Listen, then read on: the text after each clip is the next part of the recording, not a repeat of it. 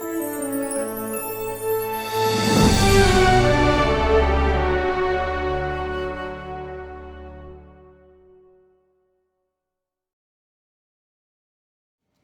book friends, what's up? How are you? If you're new here, welcome. My name is Kat. I read primarily romance novels and love sharing about them here on my channel.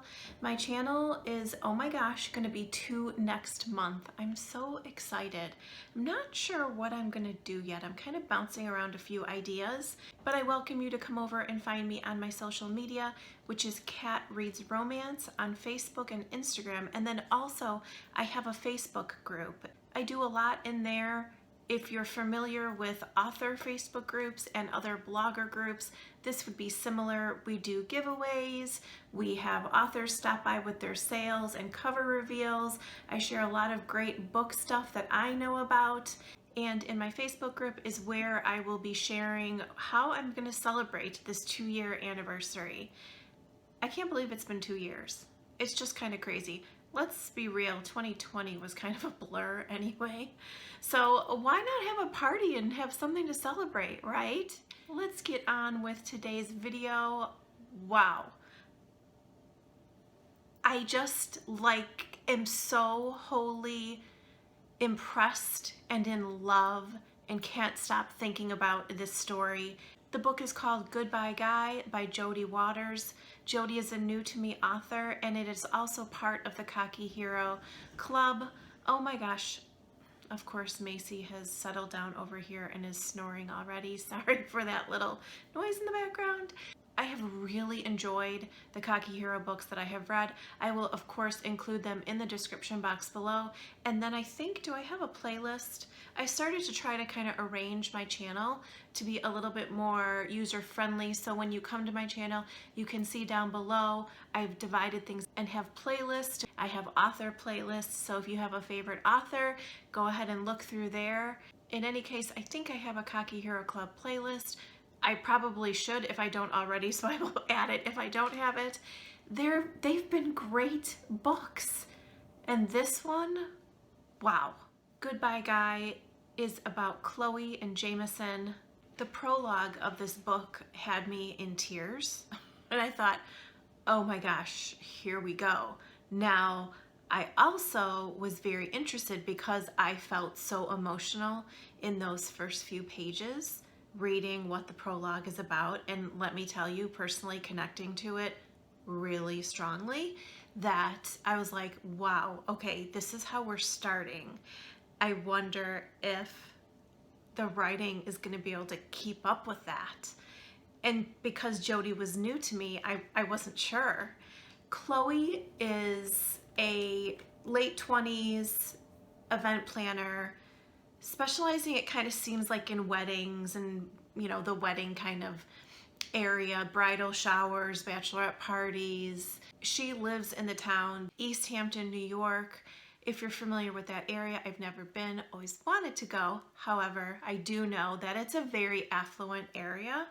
There's a lot of old money, new money people that live in New York City, have homes out there, second homes. Jameson is also from the area. But he's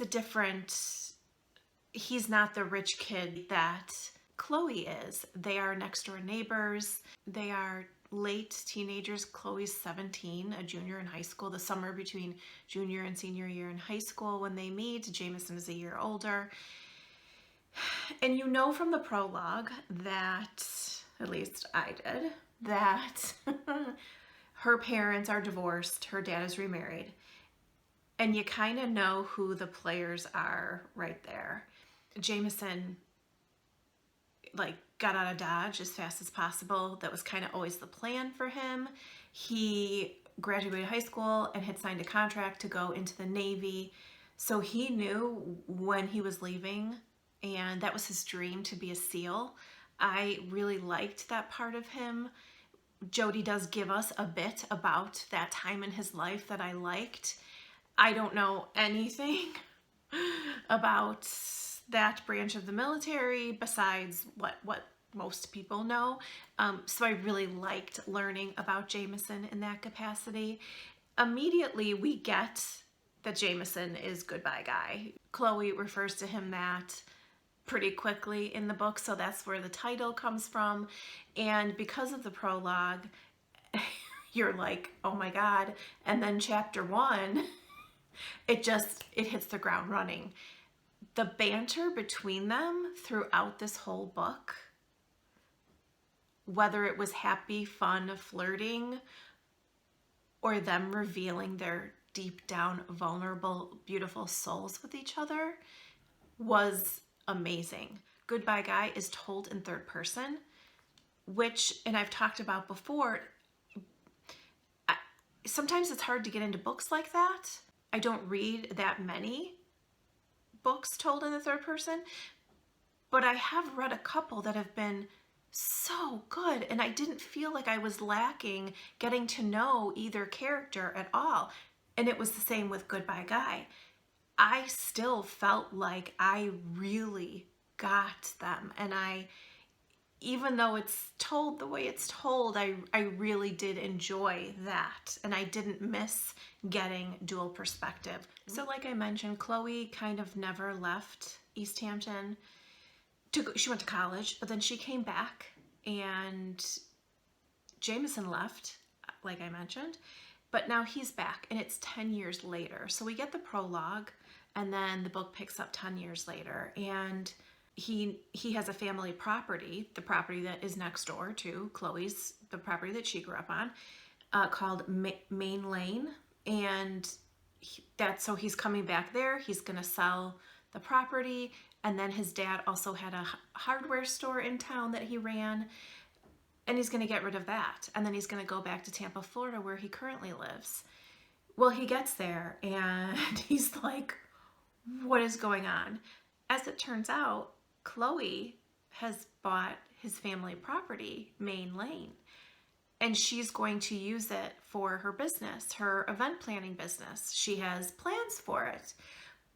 We know that that's what she's talked about on the outside, but we learn really when it comes to her heart, the reason why she bought it. You know, I always like to share my favorite moments and dialogue and parts that really affected me in the book, and this was the first one from Chloe. After all, they had history. You know, the kind where a 17-year-old girl spends a hot Hampton summer falling for the wrong boy next door. The kind where, at the end of the summer, ugly words were spoken and terrible deeds were done, never to be forgiven. Where bending hearts were irreparably broken. She never thought she'd see him again, yet here she was, 10 years and a wrecked view on relationships later, staring at Jameson, Maine. A boy-turned-man, muscled, rangy, 6-foot-something man, seeming intent on his own brand of payback. Their first interaction this is the first chapter. Their first interaction is, like I said, you're like, wow, okay, this is how it's starting. And then this is what Jameson says about Chloe. They had history, you know, where an 18-year-old boy spent a horrible Hampton summer falling for the rich girl next door, the kind where during the worst, yet best, summer of his life, souls were destined and forever was promised, only to be stolen away. Where tender firsts were given and no other woman was ever as rare or right. He never thought he'd see her again, yet here he was, 10 years, and what seemed like a lifetime of pain later, staring at Chloe Morgan. And you see the similarity between those two things. So that's where I felt like Jodi brought in dual perspective. She gave us passages like this, where it wasn't like everything was from both of their perspectives, because that wouldn't be third person. But she was able to give us their perspectives with passages like that, and I really liked that. Their chemistry was off the charts. It was palpable. You could feel it from that first chapter. They just can't help being attracted to each other, and they were so in love. And there's this thing that happens that I'm gonna stay away from, because although it's not news, I mean, you pretty much figure it out within the first couple of chapters, but there's a reason why he left town, and never came back. And there's something that happened to Chloe, and you get it in the prologue. But there's all this misinformation, and he left because he assumed something happened that didn't happen. And she thought, she didn't know that he didn't know. If that makes sense. So there's all of this, they both think the wrong thing, and nobody has ever told them different. It's very heavy and it's very emotional, and I feel like it would be a spoiler if I go into that part of the story. So I'm not going to. There's plenty of other things that I can talk about with them, but I feel like that's such a beautiful part, even though when you read it, you'll be like, what? That was beautiful. But it's part of the story that I myself have had experience with in my own family. Not only my family of origin, but friends and myself in a way. And so that part was so important to me to read through and like be like cathartic and go through it with Chloe and Jameson. And if I tell you all of that, then it gives away a big part of the book. And you know I don't like to give spoilers. So I'm going to table that and share with you these other moments where Jodi peeled back these two characters layer by layer, because we know they're still attracted to each other, but they're both pissed at each other. Like their hearts have never been able to move on from the devastation that was caused between them. And how they find their way through that, I mean, I just was like a ball of mush. I cried, I laughed, oh my gosh. I fanned myself and blushed. And I did worry about Jameson. I thought, oh my gosh, okay, Cocky Hero Club, we know what that means about the main male characters. Could Jameson win me over? And he did. Boy, did he. I mean, I was the sucker like Chloe was. Boy, she tried really hard, But I understood how she never could have gotten over him. As well, Jameson never getting over her. This is one of those moments where I felt like Jodi just blew me away with her writing. Once upon a time, there was a lost boy named Jameson Maine, and Chloe Morgan lost herself, fell in love with him, because Jesus Christ on a cracker, when you were a 17-year-old girl, there was always a boy, wasn't there? But this wasn't your average boy, no sir. He was sweet and tender and young, but still so damn mature. An adult in the way a hard life forced you to be, and he made her teenage dreams come true.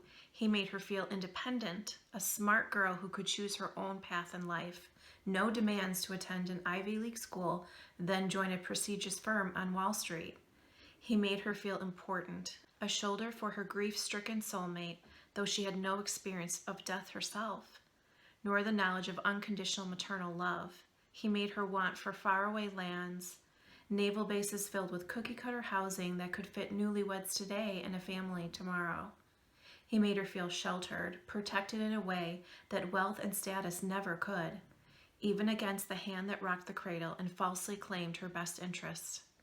Until the warm fall day when he left, without her, without a word in fact.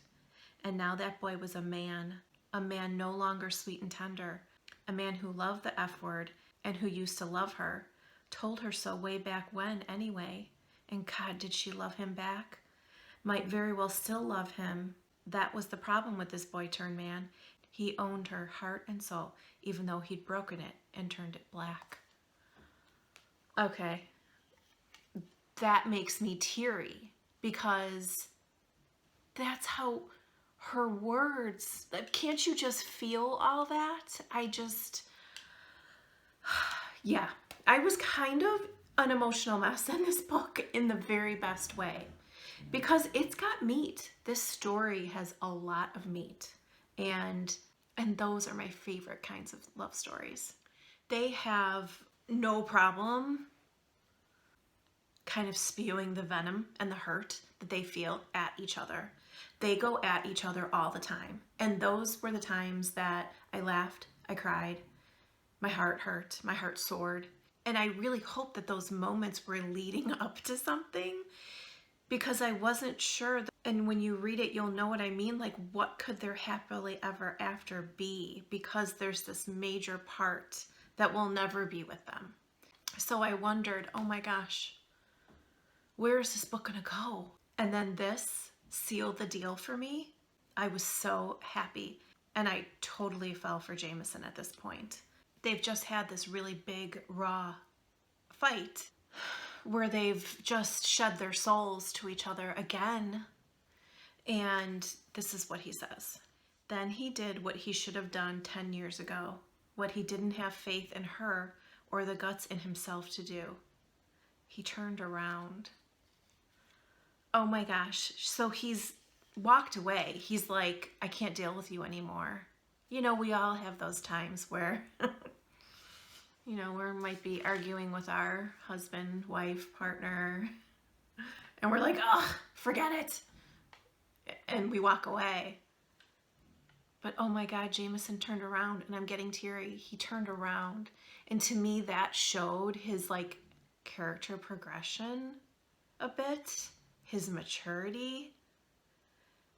He turned around and he was like, okay, let's work this out. I love this girl. This is why I love freaking love stories. Moments like this in the book. Ugh, so good. So good. Let me know if you have read Jodi's other books or which of the Cocky Hero Club books you have read. I would love to hear which ones. While you're here, I would so appreciate you taking a moment to hit the thumbs up button and consider subscribing. When you do that, it not only helps my channel, but it will help this video get shown to more people here on YouTube. Thanks so much for hanging out with me today, guys. I'll see you soon. Bye.